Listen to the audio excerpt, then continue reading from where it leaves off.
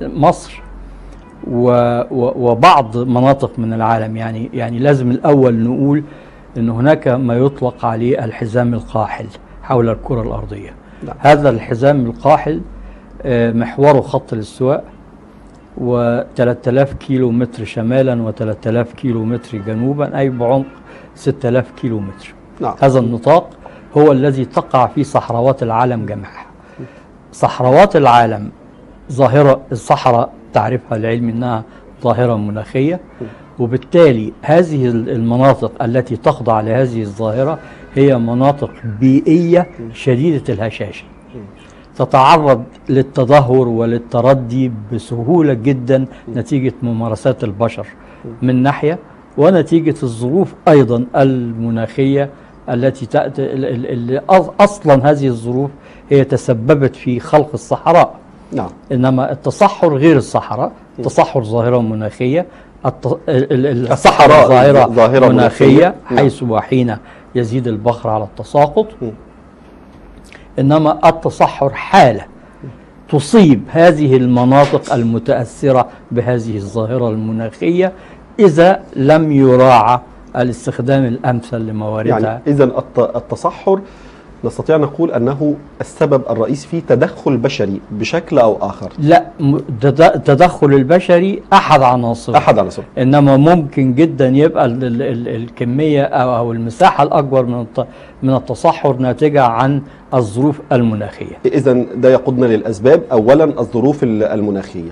أولا الظروف المناخية، يعني على سبيل المثال وعشان أقربها لمشاهدينا، الحديث كثر خلال السنوات القليلة الماضية عن التغيرات المناخية، وضمن هذه التغيرات أو نتيجة لهذه التغيرات أصبحت هناك سيناريوهات لنقص موارد نهر النيل، ماء النيل، أنه قد ينقص بنسب قد تصل إلى 76%.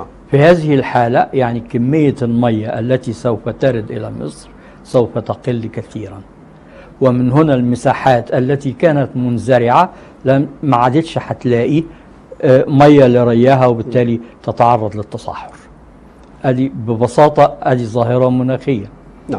لما نيجي نقول ان ارتفاع نتيجة ايضا ارتفاع الدفء الكوني، ان منسوب سطح البحر هيرتفع، يبقى انا عندي ايضا مناطق دلتا النيل هي أيضا مناطق معرضة للغرق، وبالتالي إذا غرقت من البحر يبقى كمان خرجت من دائرة الإنتاج الزراعي. يعني هل هذه أيضا يطلق عليها تصحر دكتور؟ طبعا. إذا التصحر باختصار شديد جدا هو إن أنا يعني لنفرض إن إحنا قاعدين هنا وكل المساحة دي منزرعة، وأنا جيت خدت هذه الترابيزة وشلت من عليها الزراعة وبنيت عليها بيت، دي كانت منتجة أصبحت غير منتجة، إذا هذا هو تصحر. هذه المساحة أصبحت في حالة تصحر، خرجت، لأن التصحر إما أن المساحة بيقل إنتاجية الغلة بتاعتها، أو إنها بتخرج نهائيا من الإنتاج. بتخرج نهائيا، كانت بتخرج بدرجة أو بأخرى، ودي ظاهرة اختفت الحمد لله، اللي هي تجريف الأراضي. تجريف الأراضي كان بيتشال الطبقة السطحية من التربة بعمق متر تقريبا لصناعة الطوب. هذا العمق هو اللي فيه كل العناصر الغذائية المطلوبة للنبات، اللي هي تسمى الطمي يا دكتور إن صح التعبير. الطمي. يعني هو خلينا نقول برضه في الحتة دي معلومة مهمة جدا، إن مصر إذا كانت هي الأولى النهاردة في التصحر، فهي الأولى أيضا في كونها صحراء. يعني الدراسة اللي أعلنتها الأمم المتحدة سنة 53 لتصنيف دول الحزام القاحل صنفت مصر على أنها دولة الصحراء رقم 1 في العالم.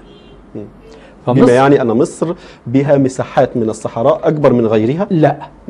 الظروف التي تجعلها صحراء أكثر من غيرها. يعني إحنا قلنا ظاهرة مناخية حيث يزيد البخر على التصحر، يعني في أمطار تسقط، هذه الأمطار يبقى منها في الأرض قد إيه؟ هناك عندي عاملان: شدة سطوع الشمس وشدة الرياح.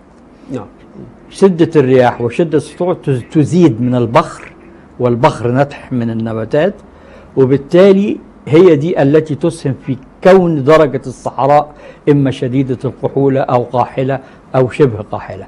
مصر ما فيش فيها شبه قاحلة، عندها 86% من أراضيها تحت تقسيم شديد القحولة و14% تحت القاحل. ده معناه إيه؟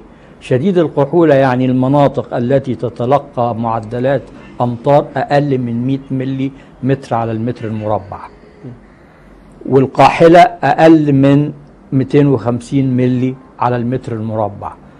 مفيش دولة في العالم فيها هذا المعدل المتدني جدا، لأن المتوسط العام السنوي للأمطار في مصر 10 ملي متر على المتر المربع فقط. فقط. لما أجي أقارن أنا مصر هنا بالخليج، الجزيرة العربية، هلاقي ان في التقسيم الدولي لدول الحزام القاحل الجزيرة العربية تقع في الترتيب السابع بعد مصر. مفاجأة؟ بالطبع مفاجأة. ليه؟ لأن الجزيرة العربية تتلقى أمطار نعم أعلى من المعدلات التي تتلقاها مصر. يعني الجزيرة العربية في معظمها تتلقى أمطار تجعلها تحت مساحات القاحلة وليست شديدة القحولة. نعم، على عكس مصر. على عكس مصر كلها تقع تحت القاحلة. إنما اللي ميز مصر إيه على مدى التاريخ؟ نهر النيل. بالتأكيد نهر النيل. إذا نهر النيل اللي جاء مصر وجاء معه بالطمي غطى تربة مصر الصحراوية اللي هي الرملية الجيرية الملحية، غطاها فخلق وادي النيل وخلق دلتا النيل من تربة محمولة منقولة مستوردة. نعم. فأي عبث فيها يصبح تصحر. نعم. لأنها لم تعد لتتجدد خلاص. يعني دكتور، حتى نخرج من الجزء العلمي، المشكلة البشرية التي تؤدي إلى زيادة التصحر في مصر، أهم أسبابها من وجهة نظر حضرتك؟ أهم أسبابها إذا كنا بنقول إن أنا إذا اقتطعت مساحة من الأرض وبنيت عليها أنا خرجتها نهائيا من كونها منتجة، وبالتالي هذا أول مظاهر وأشد مظاهر التصحر. وده المعدل بتاعه السنوي يصل إلى حوالي 30,000 فدان سنويا. 30,000 فدان.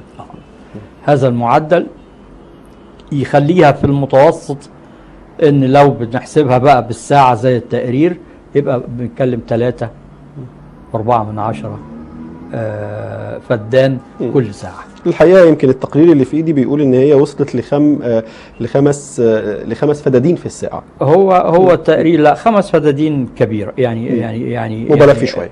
انما ايضا التقرير موجود في اماكن مختلفة، ففي منسوب فيه انه 3.5. يعني هي 3.4 على اساس 30,000 فدان سنويا، رقم مبالغ فيه لما نلاحظ ان كان معظم يعني الارض المصرية كلها كانت 6 مليون فدان.